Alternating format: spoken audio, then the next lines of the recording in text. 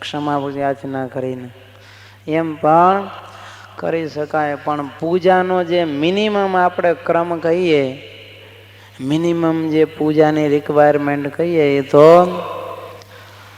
આચમન, તિલક ચાંદલો, આચમન, માનસી પૂજા, આવાહન, પછી ભગવાનને જે થાળ માર્જન કરી અને થાળની વાટકી, પાણીની વાટકી મૂકી 5 માળા બેઠા બેઠા ફેરવીએ, 1 તપની માળા, પ્રદક્ષિણાની માળા, 6 દંડવટ, પછી ભગવાનને થાળ ધરાવીએ, પછી ક્ષમા યાચના, પછી વિસર્જન. અને એ વિસર્જન મંત્ર બોલ્યા પછી મિનિમમ શિક્ષાપત્રીના 5 શ્લોક વાંચવા. ઓછામાં ઓછી ટૂંકામાં ટૂંકી પૂજા કહેવાય. એ સિવાય આપણને સમયની અનુકૂળતા હોય તો જેટલી લાંબી પૂજા કરવી હોય એટલી કરી શકાય, એમાં કોઈ બાધ નથી. આરતી કોઈને કરવી હોય ભગવાનની તો થાળ ધરાવીને પછી ભગવાનની આરતી પણ કરી શકાય, અથવા તો પહેલા આરતી કરીને પછી માળા, દંડવટ, પ્રદક્ષિણા બધું કરે, જેને જેવો ક્રમ યોગ્ય. આમ તો મહાપૂજામાં છેલ્લે આરતી આવતી હોય છે, તો એ પ્રમાણે આરતી પણ ઉતારવી હોય. પણ એમાં શું થાય, ઘણા અગરબત્તીની આરતી કરતા હોય, પછી અગરબત્તી બાજુમાં રાખી હોય ને ગરમ ગરમ પેલો ગલ હોય અગરબત્તીનો એ ભગવાનની મૂર્તિ ઉપર પડે, તો એ ખ્યાલ રાખવો, અગરબત્તી કરવી હોય તો છેટી રાખવી, ભગવાન માથે ફેરવવી નહીં. એમ આરતી કરતા હોય તો એ પણ જરાક છેટે રાખીને ક્યાંય ઊંઘમાં હોય ને, કારણ કે ભગવાનની પ્રતિમા તો જમીન ઉપર આપણે આસન પાથરી હોય. ક્યાંક દિવેટ આરતીમાંથી ભગવાન ઉપર પડે તો મૂર્તિ પણ ખંડિત થઈ જાય, બળી જાય, દાઝી જાય. એટલે ભગવાનની પ્રતિમાને કાંઈ ન થાય એ પ્રમાણે આરતી ઉતારવી હોય તો જરાક છેટી રાખવી આરતી. ભગવાનની પ્રતિમા ઉપર છેક લઈ જાવી નહીં. એવી રીતે ભગવાનની આરતી પણ ઉતારવી હોય તો ઉતારી શકાય. બીજા કોઈને સર્વમંગલના પાઠ કરવા હોય, કોઈને શાંતિ પાઠ કરવો હોય તો આ બધા પૂજાના ક્રમમાં આવતા નથી.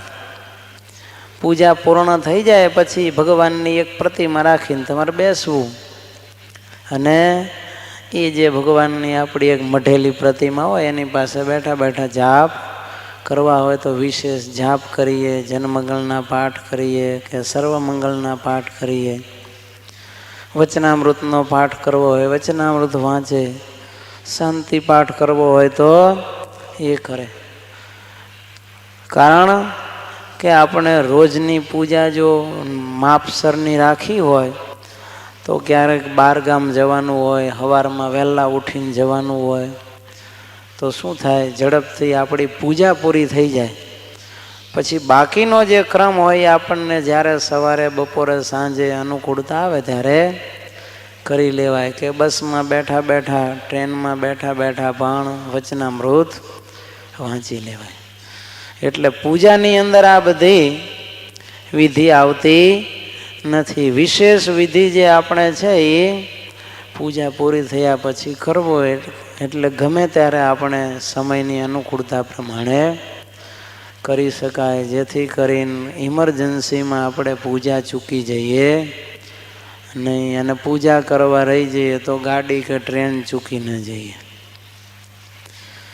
તો એવી રીતે આ ભગવાનની પૂજા બધા જ સત્સંગીઓ, ગૃહી, ત્યાગી, બ્રહ્મચારી, પાર્ષદો, બાઈ, ભાઈ, આબાલ, વૃદ્ધ કહેતા 8 વર્ષથી મોટા અને 80 વર્ષથી નાના, એ બધાએ જ્યાં સુધી પોતાનું શરીર સામર્થ્ય હોય, હાલી ચાલી શકતા હોય, પોતાની જાતે પોતાના દેહની ક્રિયા કરી શકતા હોય, એ બધાએ ભગવાનની પૂજા કરવી જ જોઈએ. અને પ્રત્યક્ષ અને માનસી 2 પૂજા કર્યા પછી જ વ્યવહારિક કાર્ય પણ કરવું અને અન્ન જળ લેવું. જો એ પહેલાં કોઈએ પાણી પણ ન પીવું અને જમવું પણ નહીં.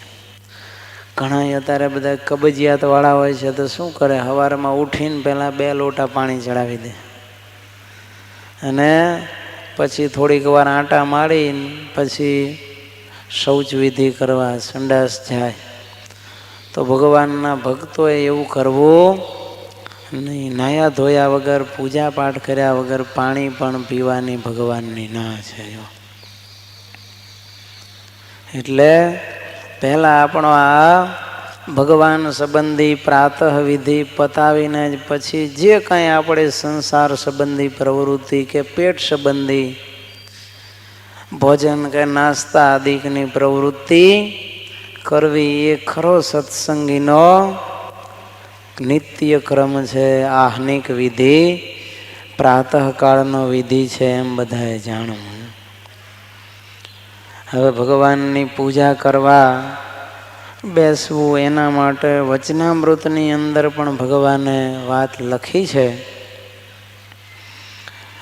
ગઢડા પ્રથમના 48મા વચનામૃતમાં પછી શ્રીજી મહારાજ બોલ્યા છે, એ અમારી આજ્ઞા છે જે હરિભક્ત માત્રને શ્રી નરનારાયણની મૂર્તિ કાગળમાં લખાવી દઈશું તે પૂજજો ને એ પૂજા સર્વે શાસ્ત્રે કરીને પ્રમાણ છે. શ્રીમદ ભાગવતને વિશે પણ 8 પ્રકારની મૂર્તિ કહી છે, માટે ચિત્ર મૂર્તિ પણ અતિ પ્રમાણ છે. ત્યાં શ્લોક છે, શૈલી દારૂમયી લૌહી લેપ્યા લેખ્યા ચ સૈકતી મનોમયી મણિમયી પ્રતિમાષ્ટવિધા સ્મૃતા. પુરાણોની અંદર ભગવાન વ્યાસજીએ લખ્યું કે 8 પ્રકારની પ્રતિમાઓ છે એ શાસ્ત્રે કરીને પ્રમાણ છે. શૈલી એટલે પથ્થરમાંથી બનાવેલી શાલિગ્રામ પ્રભુની મૂર્તિ હોય કે કોતર બનાવ્યા હોય એ બધા સ્વરૂપો. દારૂમયી, દારૂ એટલે પીવાનો દારૂ નહીં હો પાછો. સંસ્કૃતમાં દારૂ એટલે ગુજરાતીમાં લાકડું થાય. કહેતા કાષ્ટમાંથી બનાવેલી પ્રતિમા. અમદાવાદમાં રંગમોલના ઘનશ્યામ મહારાજ છે એ કાષ્ટના ઘનશ્યામ મહારાજ છે. જો લૌહી એટલે લોઢાની નહીં પણ પંચધાતુની બનાવેલી મૂર્તિ. લેપ્યા એટલે ચંદન આદિ જે લેપ કરી શકાય એવી વસ્તુમાંથી બનાવેલી મૂર્તિ. લેખ્યા એટલે ચિતરેલી મૂર્તિ, ચિતારા હોય. સૈકતી એટલે રેતીમાંથી બનાવેલી મૂર્તિ. જો સેતુબંધ રામેશ્વરનો ઇતિહાસ જાણતા હોય તો એમાં ભગવાન રામજીએ હનુમાનજીને શિવલિંગ લેવા મોકલેલા, પણ હનુમાનજી લેટ પડ્યા આવવામાં. મુહૂર્ત વીતી જતું હતું એટલે ભગવાને સીતાજીને આજ્ઞા કરી એટલે સીતાજીએ રેતીનું શિવલિંગ બનાવ્યું. હાથેથી શિવલિંગનો ઘાટ આપ્યો અને એ સેતુબંધ રામેશ્વરની સ્થાપના ભગવાન રામજીએ કરી દીધી. ને એ પૂરી થઈ વિધિ ને ત્યાં હનુમાનજી આવ્યા અને ભગવાનને કહે છે, પ્રભુ શિવલિંગ હાજર છે. ભગવાન કહે છે, હવે શું કરશો સ્થાપના? તો અરે પ્રભુ હું લાવ્યો ને સ્થાપના, કેમ વહેલા કરી દીધી? આ મારું જ શિવલિંગ રાખો, આ નહીં ચાલે. ભગવાન કહે છે કે હનુમાનજી સ્થાપના થઈ ચૂકી, હવે કાંઈ થશે નહીં. હનુમાનજી કે નહીં મહારાજ, આટલો લાંબો ધક્કો ખાધો ને તમે મારું શિવલિંગ ન સ્થાપો. ભગવાન કે એમ કરો, આ શિવલિંગ ઉખાડી નાખો ને તમારું બેહાડી દો. હનુમાનજીમાં કેટલી તાકાત હતી કયો. આખો પર્વત ઉપાડીને લઈ આવ્યા હતા ને, એને મહેનત કરી હો, જમીનમાં પગ ભરાવીને શિવલિંગ ઉપાડવા મહેનત કરી, પણ શિવલિંગ 100ની અણી જેટલું ખસ્યું નહીં. ઊંચું થવાની વાત તો બાજી ઉપર. થાકી ગયા, પરસેવે રેપ જેપ થઈ ગયા. રેતીમાંથી બનાવેલું શિવલિંગ જુઓ. ભગવાન કહે છે શિવલિંગ નહીં હટે, આનું મૂળ પાતાળમાં છે. ભગવાન આ તો સીતાએ બનાવેલું શિવલિંગ છે, માટે હવે આ શિવલિંગ નહીં હટે. હનુમાનજી તો કે મારા શિવલિંગનું શું, લાવો ભગવાન કે તમારું દિલ રાખીએ, બીજું શું. પછી બાજુમાં હનુમાનજીનું શિવલિંગ પધરાવ્યું ને એની પ્રતિષ્ઠા કરી. તો એ મૂળ જે શિવલિંગ છે સેતુબંધ રામેશ્વરમાં, એ રેતીમાંથી સીતાજીએ બનાવ્યું હતું. તો એવી રીતે રેતીમાંથી પણ ભગવાનની મૂર્તિ બનેલી હોય પ્રમાણ છે. સ્ફટિકમયી મૂર્તિ જેને આપણે કહીએ. તો મણિમયી આ મૂર્તિ, હીરા મણીમાંથી બનાવેલી જે મૂર્તિ, અને મનોમયી કહેતા આ બધી જ મૂર્તિના અભાવમાં આપણે મનથી કલ્પના કરીએ. જે માનસી પૂજા આપણે કરીએ છીએ એ મનોમયી મૂર્તિ છે. તો એવી રીતે 8 પ્રકારની મૂર્તિ ભગવાન કહે છે શાસ્ત્રે કરીને પ્રમાણ છે. માટે આપણે જે પૂજામાં ચિત્ર પ્રતિમા રાખીએ છીએ, ભગવાનનો જે ફોટો રાખીએ છીએ, એ પણ ભગવાન અને શાસ્ત્રની આજ્ઞા પ્રમાણેની મૂર્તિ છે. માટે એમાં પ્રગટનો ભાવ લાવીને સેવવી. 8 પ્રકારની જે મૂર્તિ શાસ્ત્રે કરીને પ્રમાણ છે, તેમાં આ ચિત્ર પ્રતિમા પણ અતિ પ્રમાણ છે. ભગવાન કહે છે અને અમારી આજ્ઞા પણ છે.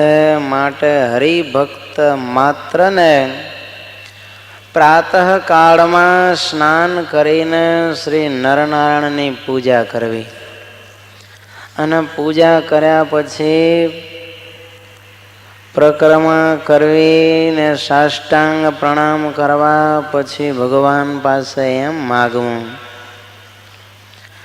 જે હે મહારાજ અમારી કુસંગ થકી રક્ષા કરજો.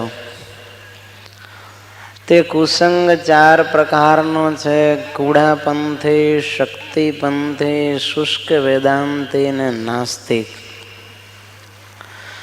વળી હે મહારાજ કામ, ક્રોધ, લોભ, મોહ, અહંકાર, ઈર્ષ્યા અને દેહાભિમાન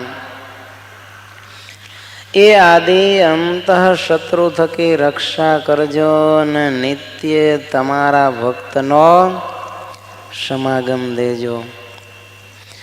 અને તમે સર્વે હરિભક્ત એમ મનમાં લાવશો માં જે આ તો કાગળ ઉપર ચિત્રામણ છે, તે આપણી કેમ કુસંગ થકી રક્ષા કરશે, એવો ભાવ તો કોઈ દાડો લાવશો જ માં. અમે નરનારાયણને કહેશું જે હે મહારાજ જે પંચ વર્તમાનમાં રહીને અમારી આપેલી જે તમારી મૂર્તિ તેને પૂજે, તેમાં તમે અખંડ વાસ કરીને રહેજો. માટે એ મૂર્તિ નરનારાયણ દેવ પંડે જ છે એવું જાણીને કોઈ દાડો મૂર્તિ અપૂજ રહેવા દેશોમાં. અને પ્રાતઃ કાળમાં સ્નાન કરીને ભગવાનની પૂજા કરવી, ને પછી બીજો ધંધો કરવો એ અમારી આજ્ઞા છે. તે સર્વે દૃઢ કરીને માનજો. ભગવાન પ્રથમ 48માં હરિભક્ત માત્રને પ્રાતઃ કાળમાં સ્નાન કરીને ભગવાનની પૂજા કરવી એમ કહે છે. જો કહેતા 8 વર્ષથી મોટા અને 80 વર્ષથી નાના એ બધાને ભગવાનની પૂજા અવશ્ય કરવી જ જોઈએ. અને દંડવત પ્રણામ, પ્રદક્ષિણા, થાળ જે આપણે પૂજાનો ક્રમ આગળ જોયો એ પ્રમાણે નિત્ય પ્રત્યે ભગવાનની પૂજા કરવી. પણ મહારાજ કે ક્યારે એમાં નાસ્તિક ભાવ ન લાવવો.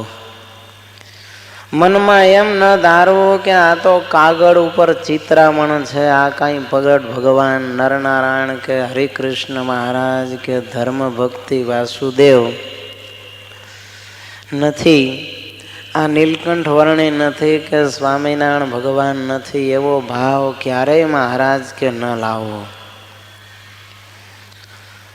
પણ આ તો પ્રગટ પ્રમાણ સાક્ષાત મહારાજ છે એવો ભાવ લાવી અને પૂજા કરવી. જો ભગવાન આપણને અહીંયા સાકારની ઉપાસના મૂર્તિ પૂજા દ્વારા દ્રઢ કરાવે છે. જો જગતની અંદર બે પ્રકારની રીતિઓની ઉપાસના ચાલે છે, એક સાકાર અને બીજી નિરાકારની ઉપાસના. તો ભગવાન અહીંયા સાકારની પૂજાનું મહત્વ દર્શાવે છે અને સાકારની ઉપાસના શીખવાડે છે. મૂર્તિ પૂજા એ મૂર્તિમાંથી ભગવાન સુધી પહોંચવા માટેનો માર્ગ છે. જો એટલે તો શ્રી કૃષ્ણ ભગવાને પણ મૂર્તિ પૂજાના સમર્થનમાં ગીતાના 12મા અધ્યાયના 5મા શ્લોકમાં કહ્યું છે, ક્લેશોધિકતરસ્તેષામ અવ્યક્ત વ્યક્ત ચેતસામ અવ્યક્ત હિ ગતિર દુઃખમ દેહવદ્ભી રવાપ્યતે. એટલે કે દેહધારી માણસોને અવ્યક્ત કહેતા નિરાકારમાં મનને કેન્દ્રિત કરવું એ મહા મુશ્કેલ અને ક્લેશ કહેતા દુઃખજનક છે. એ જેથી સગુણ સાકાર સવિશેષ એવી દ્રષ્ટિ ગેચર ભગવાનની મૂર્તિ અથવા તો ભગવાનના અવતાર વ્યૂહ સ્વરૂપ એમાં માણસોએ ભગવાનના આ સ્વરૂપમાં પોતાનું મન સ્થિર કરવું જોઈએ. કારણ ઇન્દ્રિયો અને અંતઃકરણ એ રીતે ટેવાયેલ છે અને એ પ્રગટ સ્વરૂપ જોવે ત્યારે જ એની યથાર્થ પ્રતીતિ આવે છે.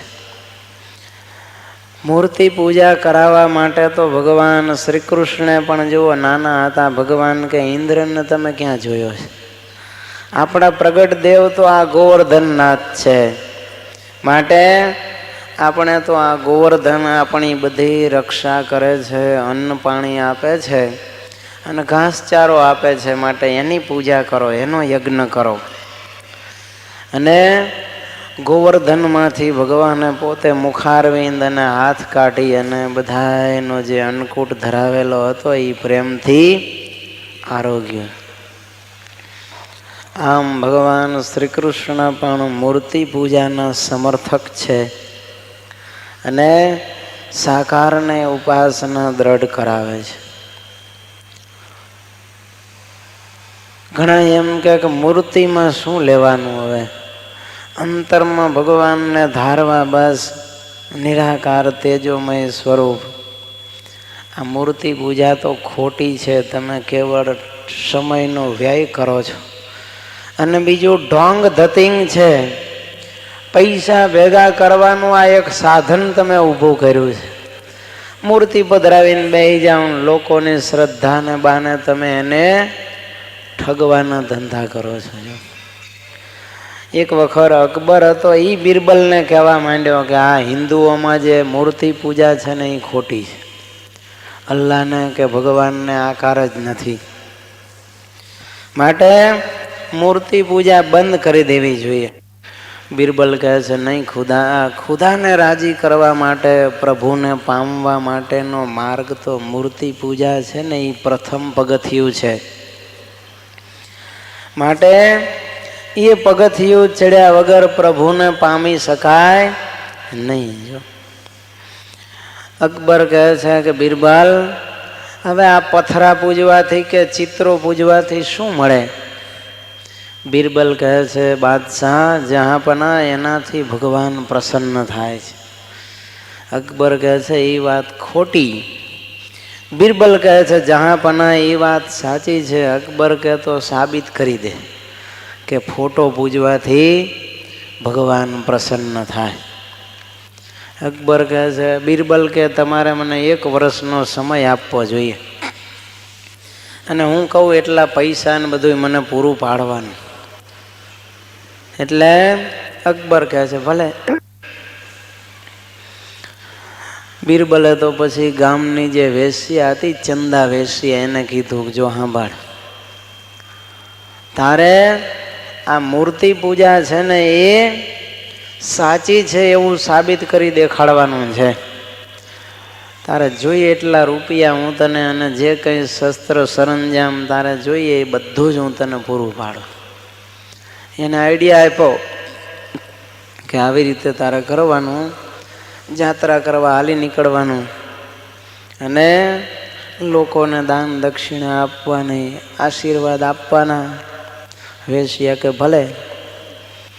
5 હાથ ચેલાઓ એને આપી દીધા, 2-4 ચેલકીઓ આપી, રૂપિયા આપી દીધા અને કીધું જા કાશી દ્વારકાની જાત્રા કરીને પાછી આવજે. આ તો કાશી અને દ્વારિકાની જાત્રા કરીને આવીને મોટો રંગ જમાવી દીધો. કેટલાયને રૂપિયા દાન દક્ષિણાઓના આશીર્વાદ આપે, કાગને બેહવું, ડાળને ભાંગવું, કોકને ફળી જાય, એવા બધા ભેગા લીધા. એટલે જોરશોરથી માંડ્યો પ્રચાર ચાલવા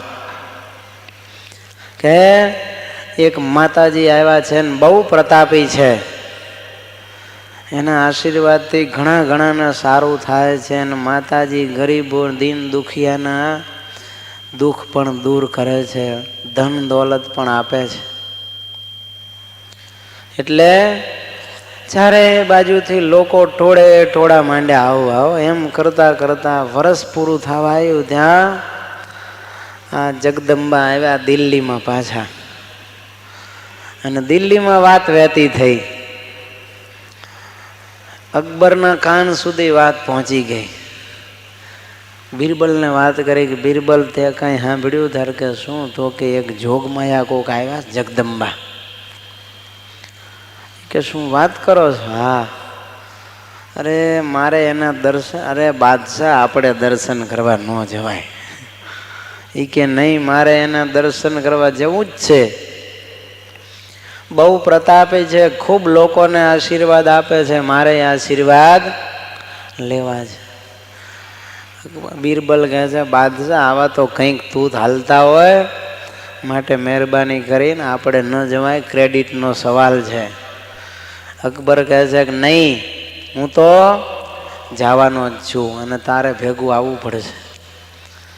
બિરબલ કે તો હવે તમે જવાના જ હોય તો મારે ક્યાં છૂટક્યો છે, આવું બીજું શું તમારા ભેગો. પણ જોગમાયાની એપોઇન્ટમેન્ટ લેવી પડશે, એમને એમ નહીં મળે. એટલે અકબર બાદશાહ અને બિરબલ કહે છે હું તમારી એપોઇન્ટમેન્ટ લઈ લઉં, પછી ટાઈમ ફિક્સ થાય એટલે આપણે બંને જાશું. વેશ્યાને કહેવડાયું કે બિરબલ કાલ દર્શન કરવા આવવાનો છે. જો હા, અકબર દર્શન કરવા આવશે એ વખતે તારે શું કરવાનું? પૂજામાં બેસી જવાનું, અને પૂજામાં અકબરનો ફોટો રાખવાનો. અકબરની પૂજા તારે કરવાની. અમે દર્શને આવશું એટલે તારા ચેલાઓ કહેશે કે હમણાં માતાજી નહીં મળે. હું કહીશ કે અરે અમારે દર્શન કરવા છે, એટલે પછી તારા માણસો અમને એલાવું કરશે, અને તારે તો ધ્યાન જ નહીં દેવાનું, પૂજા જ કર્યા કરવાનું. ચંદા વેશ્યા કે ભલે. આ તો બીજા દિવસ સવારનો ટાઈમ આપ્યો કે સવારે 7 વાગે આવજો દર્શન કરવા મળવા માટે. આજ્ઞા પ્રમાણે બિરબલે આવીને અકબરને વાત કરી કે જહાંપના કાલ સવારનો ટાઈમ માતાજી આપ્યો છે, ભલે. અકબર તો વહેલો ઉઠીને તૈયાર થઈ ગયો, અને 7ના ટકોરે તો માતાજીનો જે ઉતારો હતો એના દરવાજે ઊભા થયો. અકબરની નેકી પોકારી. સેવકોએ આવીને કહ્યું કે ભાઈ શું છે? તો કે માતાજીના દર્શન કરવા આવ્યા છે. એ કે માતાજી તો હમણાં પૂજામાં છે, હજી કલાક દર્શન થશે નહીં. અકબર કહે છે અરે એ તો 5 વાગ્યાના બેઠા છે, 3 કલાક તો માતાજીની પૂજા ચાલે, 8 વાગે ફ્રી થશે અને પછી દર્શન થશે. અકબર કહે છે કાંઈ નહીં, માતાજીના દર્શન મુલાકાત ન થાય તો કંઈ નહીં, પણ પૂજાના દર્શન તો કરાવો. અમે બધા એ કે બધાને નહીં જવા દેજો. બિરબલ કે બધાય નહીં, અમને બેને અંદર જવા દો, દરવાજાનો ઓથે ઊભા રહીને અમે દર્શન કરી લઈશું બસ. સેવકો કહે છે ભલે, આ તો તમે દિલ્હીના બાદશાહ છો એટલે જવા દે, બાકી કોઈને એન્ટ્રી નથી. બે જણા અંદર ગયા, મોટો ફોટો પધરાવીને માતાજી તો અકબરની પૂજા કરે હો. આ જોઈને અકબર ખુશ થઈ ગયો. એ કે મારી પૂજા કરે છે. બિરબલને કહે છે 1 લાખ રૂપિયા 5 ગામડા માતાજીને દાનમાં દઈ દો, ભેટ આલી દો. શું કીધું? 1 લાખ રૂપિયા અને 5 ગામ. ઈ જમાનામાં હો, માતાજીને મારા તરફથી ભેટમાં આપી દો. લ્યો. બિરબલ કહે છે પણ કંઈ કારણ વગર એમને આટલું બધું થોડું દઈ દેવાય? કે હું કહું છું ને તું આપી દે. અરે પણ ખાવ, કંઈ માતાજીએ માગ્યું નથી અને તમે કંઈ લેવા દે. અરે એ જોતો ખરો કોની પૂજા કરે છે. કે મારી પૂજા કરે છે ગાંડા. બિરબલ કે સાંભળો, પૂજા તો ફોટાની કરે, તમારી નથી કરતા. તમારે સામું જોતા નથી માતાજી, તમે આવીને ઊભા છો તોય. એ તો એક ચિત્રની પૂજા કરે છે અકબરના. અકબરની ક્યાં પૂજા કરે છે ને તોય તમે? એ કે હું કહું છું ને દઈ દે. એ કે આને ઓળખો જ તમે કોણ છે? હાલો પગે લગાડું. જૈન માતાજીને પગે લાગવા જાય તો કે આ તો ચંદા વેસી. અરે તારી ભલી થાય કે તું. બિરબલ કહે છે બાદશાહ, તમે કહેતા હતા કે ફોટા પૂજવાથી કાંઈ ન થાય. ચંદા વેશ્યા તમને નહોતી પૂજતી પણ તમારા ફોટાને પૂજતી હતી, તોય તમે 1 લાખ ને 5 ગામ દેવા તૈયાર થયા. તો ભગવાનનો ફોટો પૂજીએ તો ભગવાન શું ન આપે કયો? ત્યારે અકબરે કાન પકડ્યા કે વાહ બિરબલ, વાહ, તારી વાત સાચી. ભગવાનની પૂજા કરવી જોઈએ. જો અને તમે ક્યાંક ગયા હોય ને તમારો ફોટો એના ઘરમાં લટકતો હોય તો રાજી ન થાવ તમે? આપણો ફોટો અહીંયા રાજીને રેડ થઈ જાઓ, 4 જણાની અહીંયા મુલાકાત કરવા લઈ જાઓ છો. તો પછી આ તો ભગવાનની આપણે પૂજા કરીએ છીએ. જો એક મહાત્માજીને મંદિર કરવાનું હશે ભગવાનનું. જયપુર સરસ મૂર્તિનો ઓર્ડર આપ્યો. ₹1.25 લાખની મૂર્તિ મહારાજની થાય. પછી જયપુરના રાજા પાસે ગયા અને મહાત્માજી આવ્યા એટલે આગતા સ્વાગતા કરી બેસાડ્યા અને પછી વાત કરી કે શું આપની સેવા કરું? ત્યારે કહે છે ઠાકોર, બીજી કાંઈ ઈચ્છા તો નથી પણ ભગવાનની એક મૂર્તિ 1.25 લાખની બનાવવાની છે. એ જો આપના તરફથી થાય તો મારી આ ઈચ્છા પૂર્ણ કરો. ત્યારે રાજા કહે છે, નિરાકારવાદી છે, એ કહે છે મહાત્માજી, પથરા પૂજવાથી કોના કલ્યાણ થવાના છે? માટે એ વાત તમે છોડો. મંદિર ને મૂર્તિની વાત એક બાજુ રાખીને બીજું કંઈ કરવું હોય તો કયો, લોક કલ્યાણના કાર્ય. મહાત્માજી કહે છે આ લોક કલ્યાણ અને આત્મ કલ્યાણ બધું ભેગું છે.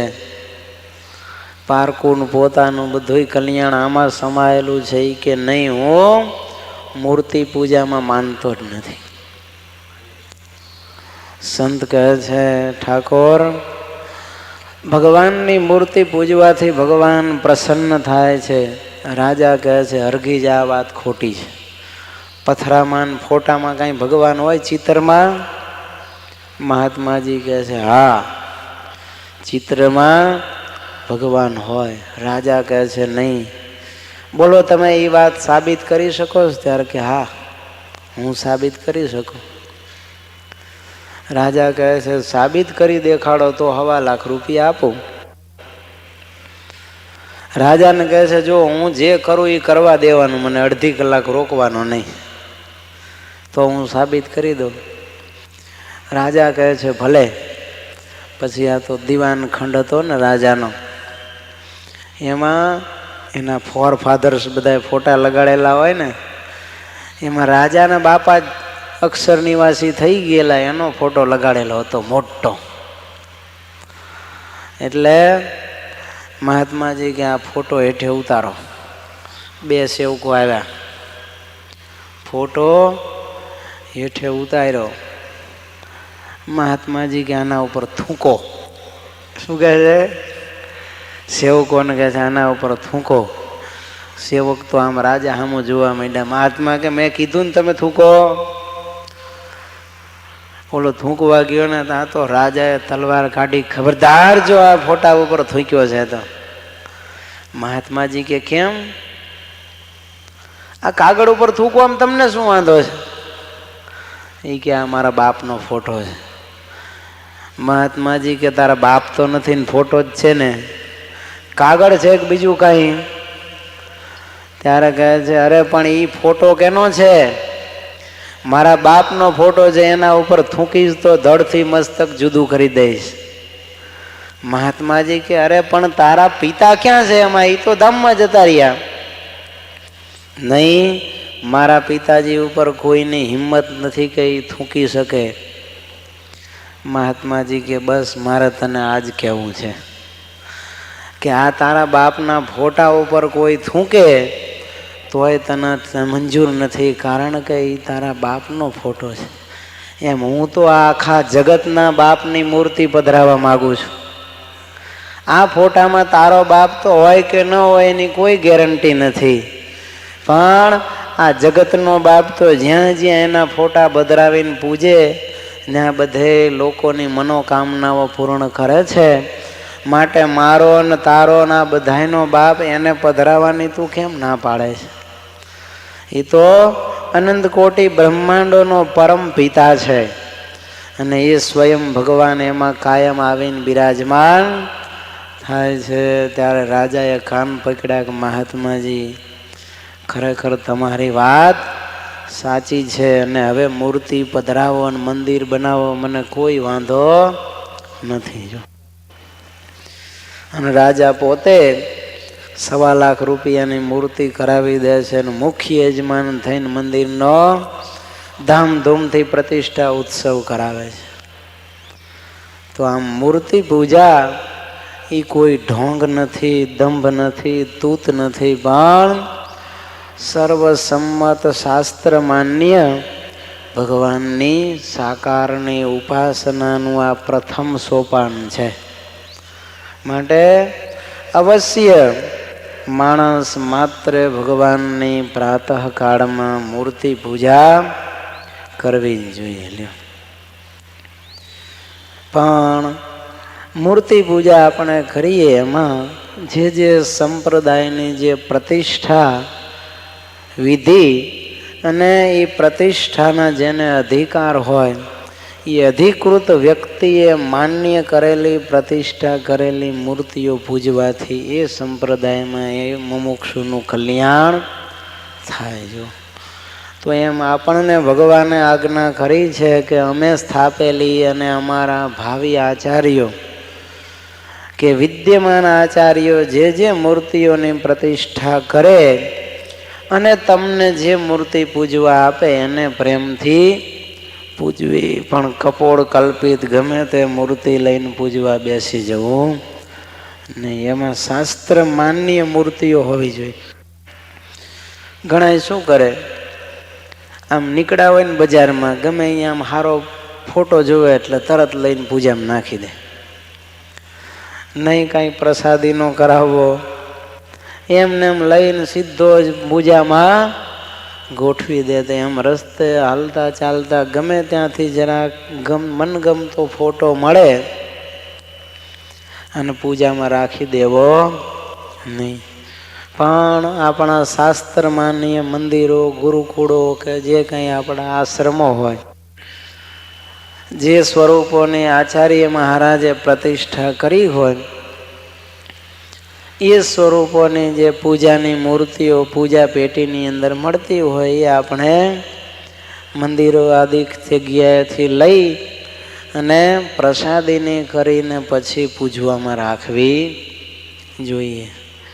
અને એમાં પૂજવામાં પણ વિવેક રાખવો કે આખું સ્વરૂપ જ હોવું જોઈએ ભગવાનનું. ઘણા તો આપણો જેમ પાસપોર્ટ સાઇઝનો ફોટો આવે એમ ભગવાનના પાસપોર્ટ સાઇઝના ફોટા પૂજાની અંદર રાખી દે છે. તો આપણે તો આવાહન કરીએ છીએ એટલે અડધી મૂર્તિની અંદર ભગવાનનું આવાહન કરાય નહીં. એને બાવલા કહેવાય. પછી શું કહેવાય? ગાંધીજીને એને બધા બાવલા નથી રાખતા.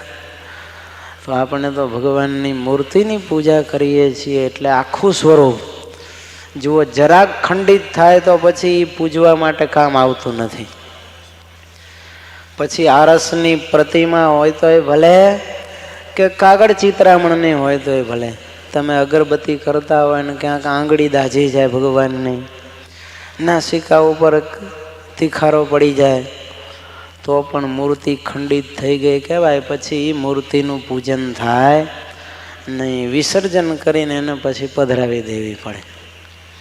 તો નવી જ મૂર્તિ લઈને આપણે કપાયેલી મૂર્તિ લઈએ, ધડથી ઉપરનો ભાગ હોય, તો એવી મૂર્તિ પૂજાની અંદર ન ચાલે. તમારા દર્શન માટે તમને મનગમતા ઘનશ્યામ મહારાજ હોય એના ફોટા ગમે એટલા રાખો, એની ના નથી.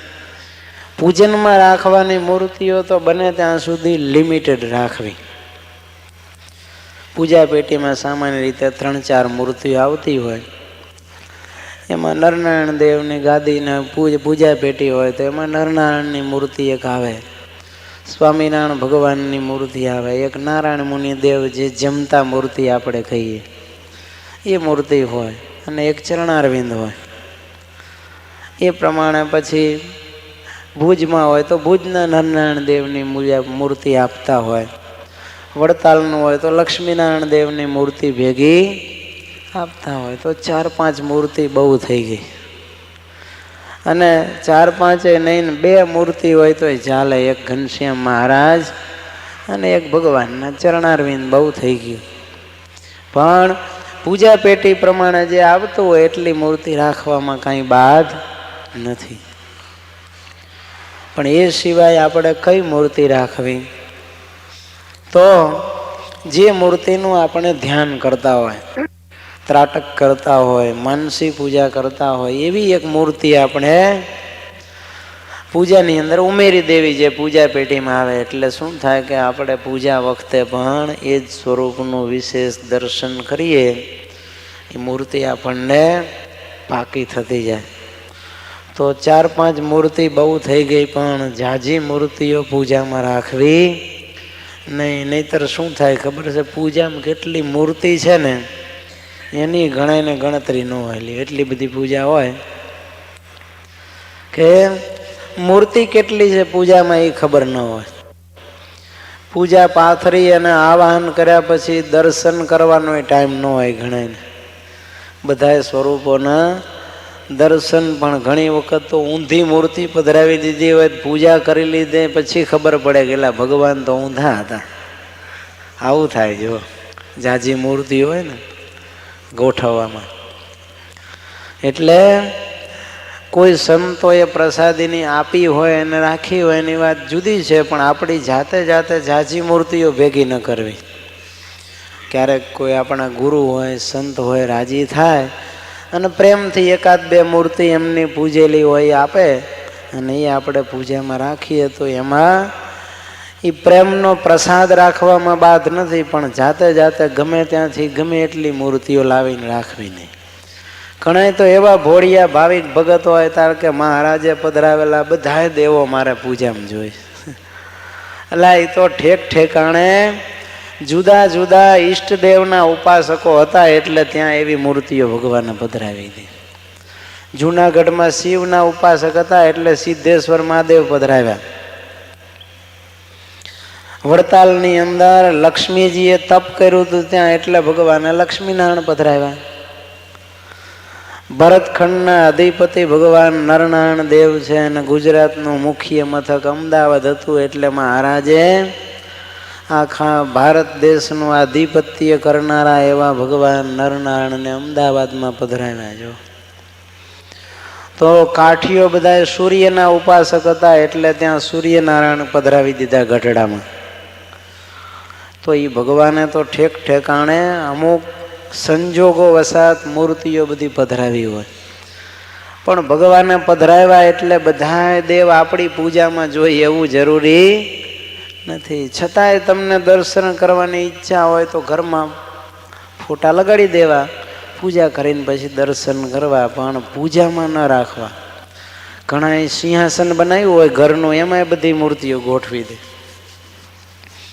ગણપતિ હનુમાનજી શીખે પૂજા હોય ઘણાને, હો ગણપતિ હોય ને હનુમાનજી હોય અને આ બધા દેવી દેવતાઓ.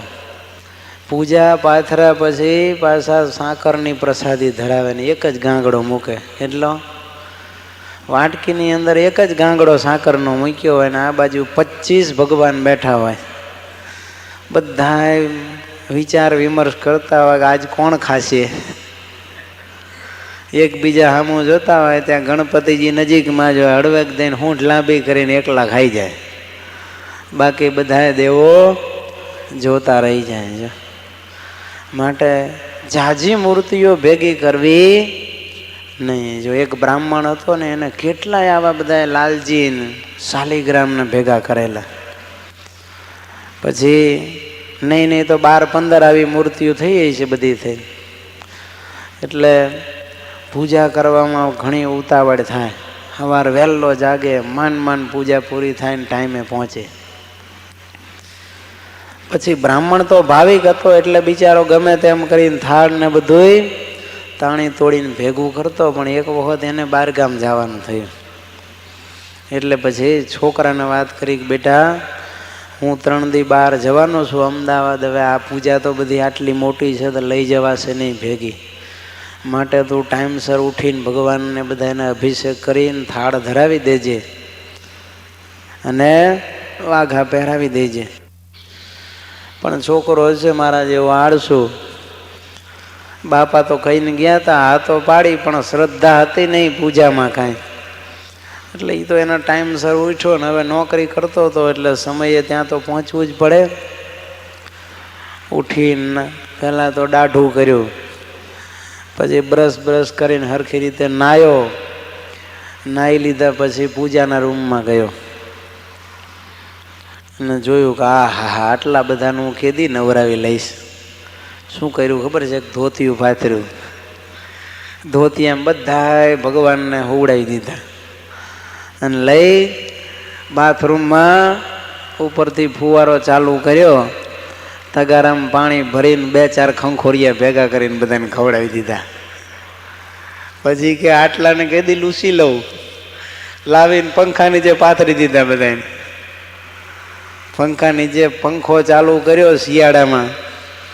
ઘડીક વાર થયું ત્યાં સુધી બાબરી પાડી લીધી, લુગડા બુગડા ઠઠાડી લીધા. ત્યાં બધા ભગવાન કોરા થઈ ગયા પંખાના પવનથી.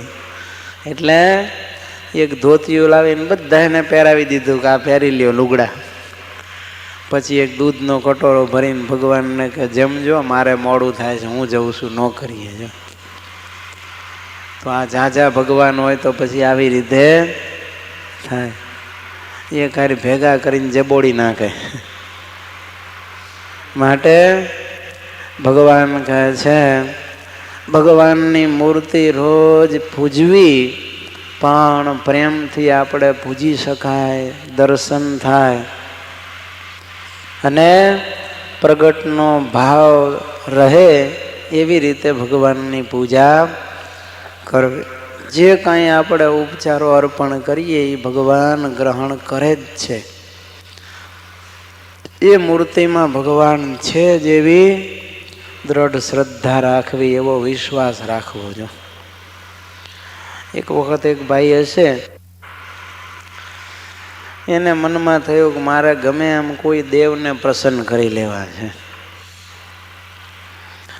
એટલે સાંભળ્યું કે માતાજી જલ્દી પ્રસન્ન થાય, એટલે પાર્વતીની મૂર્તિ લઈ આવીને પૂજ્યા 2-3 મહિના. પણ પાર્વતીજી કાંઈ પ્રસન્ન થયા નહીં. પછી પાછા શિવજીને લાવીને શિવલિંગનો અભિષેક કરવા માંડ્યા, પણ એને કાંઈ દાદ દીધી નહીં શિવજીએ. એટલે એને એમ થયું કે આ શિવજીએ કાંઈ પ્રસન્ન થાય એમ નથી. ત્યાં ક્યાંક વળી કથામાં ગયો હોય છે તાર કે ધૂંધાળા દેવ ગણપતિ દાદા વિઘ્ન વિનાયક છે અને બધા જ શુભ કાર્યો એ જ પૂર્ણ કરે છે નિર્વિઘ્ને. માટે એમ કરો, આપણે ગણપતિ દાદાની પૂજા રાખો. ભાદરવા સુધી ચોથના લઈ આવ્યો ગણપતિને, લાવીને માંડ્યો પ્રેમથી પૂજવા. 3-4 મહિના ગણપતિ દાદાની પૂજા કરી, પણ ગણપતિ પણ પ્રસન્ન થયા નહીં. પછી એને સાંભળ્યું કે ભગવાન વિષ્ણુ મોટા દેવ છે, સાચી ઉપાસના તો ભગવાનની કરવી જોઈએ, માટે ચાલો ભગવાનની મૂર્તિ લઈ આવી. ભગવાનની મૂર્તિ લાવ્યો. પછી ઓલા ગણપતિ સામે બેઠા હતા ને, ક્રોધ ચડ્યો કે આ ગણપતિઓ 4 મહિના લાડુ ખાઈ ગયો પણ પ્રસન્ન થયો નહીં. પકડીને ઘા કર્યો. તે બારણાની પાછળ ગણપતિ હંતાઈ ગયા.